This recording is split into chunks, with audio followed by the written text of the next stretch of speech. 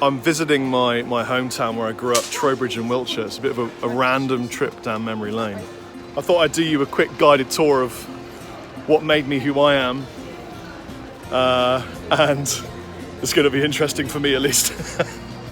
I thought I'd just point out a couple of weird, I mean it's been such a long time since I've been here, weird things. So for example, there's a pub here called the Courthouse where I played, and the pub next to it, every pub here, but these two pubs in particular where I played a load of gigs in a band called Hooker back in the days when I was a teenager and sort of getting my wings in playing live. So the Courthouse had a special place in my memory. I played a PV Delta Blues and a Fender, like a Bitz Frankencaster Fender Telly. Totally changed. This used to be a Wimpy burger bar. Wimpy, of course, being the best thing that ever happened to fries and burgers when I was a kid. I used to get a portion of chips. If I didn't want to go to school and my mum took pity on me, she'd take me there and get me a portion of fries and I'd be a lot happier, which is why I'm fat now. Thanks, Mum. This was our parish church. I'm not religious, but we used to go here and sing when I was a kid. It was an experience, and I sang here in a choir, and also attached to a school. I sang in the school. They told me I had to leave because I was no good at singing. Nothing's really changed. I'll never forget, my dad got really angry when they told me I had to leave because he was adamant that I could sing, which I think made things worse. Best fish and chip shop in the whole of Trowbridge, the Codfather. Everyone who knows it knows the truth. It's literally insanely good, and they're very generous with their portions as well.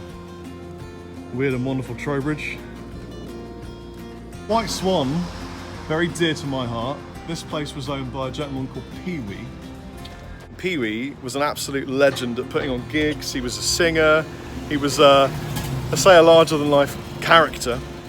Played a load of gigs here with bands like Hooker and the Black Hand, and it was just an amazing place. Tiny venue. He used to own a different pub called Pee-wee's that was further in town, and then obviously he moved to the White Swan recently. Sadly, I understand he's passed away, which is very sad because he was a bit of an absolute legend.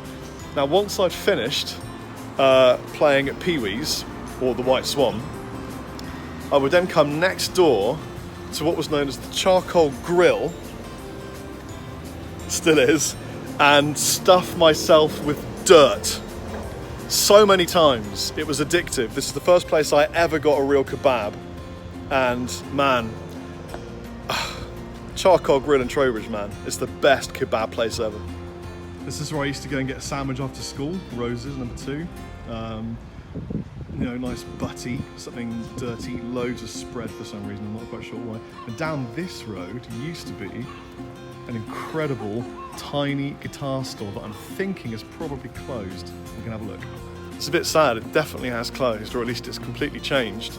It used to be a place called Stag Music, where I bought my first ever guitars, traded them in, kept going.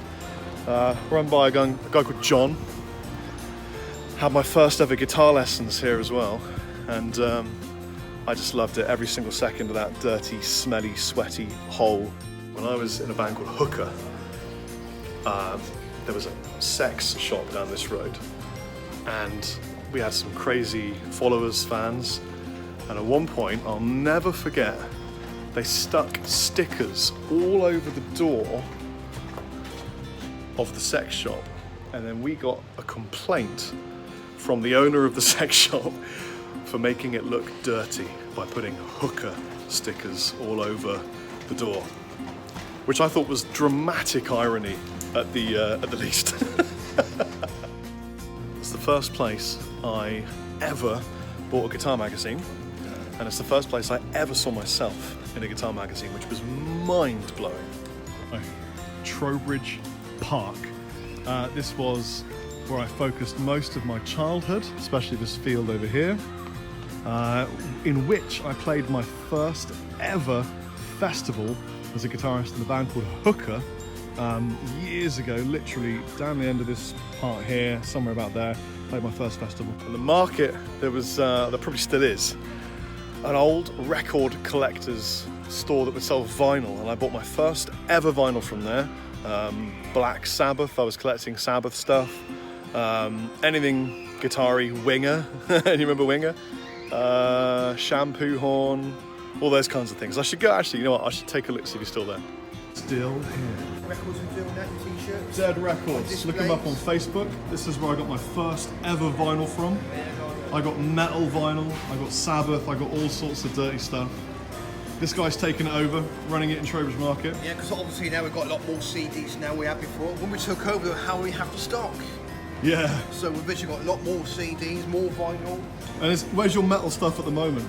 It's all that side? Yeah, we have got some stuff for pan boxes, which is a mixture. Some classical, it's a mixture of 12-inch albums, and most of it, mainly it's all this side. Yeah. Old feel. Any like 60 stuff, we're trying to keep it at that end, but a lot of it's all like this stuff.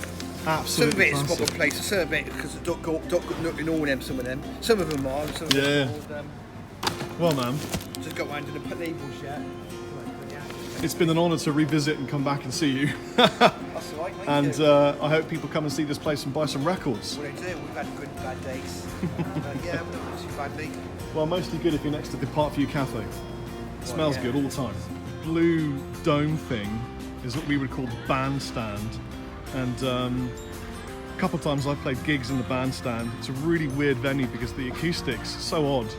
One of those places where if you whisper in one corner, you can hear it in the other corner really, really loudly.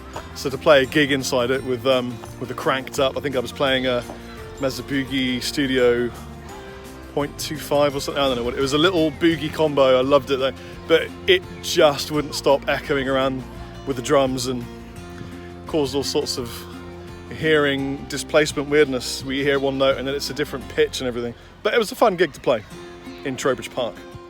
What I'm noticing more and more and more is how everything is just shut down, closed, changed. People are taking over businesses. So very little is the same, but the park is of course mostly the same. Even my wife's clothing has changed in this one video. What's too hot for jeans? Too hot for jeans in Trowbridge, she says, coming from Malta. I don't know, you have a weird summer, winter here. I don't know. We don't have a summer here, it's a great day. So young Chappers, fresh off the boat from Holland, at around the age of 6 or something. I went to this school, it was called Margaret Stankham. Yes, Margaret Stankham. And this is where I was told I couldn't read, my English was really bad. I needed to go to what they called at the time the remedial class. And very sadly, it's shut down. It doesn't exist anymore. Where I met all of my first friends, all of the kids I used to ride bikes around with at the down by the canal. This was the playground. There was a giant concrete cat somewhere around here I used to climb all over as well. Anyway, memories, man. This is absolutely insane. I've not been here for 10 years at least, and I've not been to Trowbridge really for about 8 years. We're now approaching where I went to school, senior school or whatever you would call it in your country, John of Gaunt.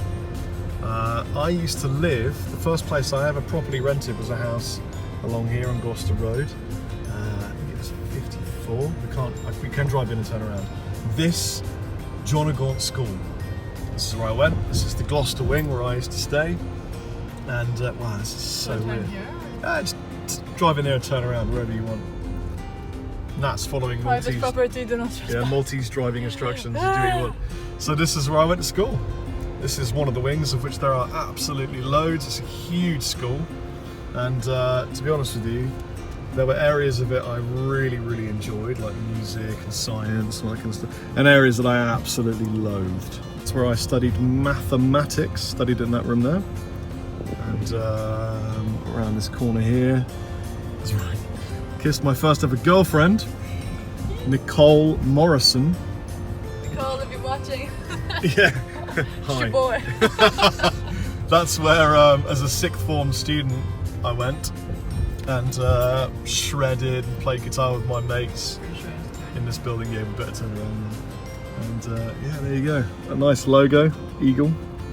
I've liked this whistle-stop tour of where I studied guitar, rather than actually doing any work at school, and I don't recommend anyone does this. I used to bring a guitar with me, and then I would just run to the school hall and jump on the stage, and I would play guitar a lot. and I would also borrow the school acoustic and then endlessly play Metallica riffs on the school acoustic guitar. We're not in Malta Nat. Too many rhymes.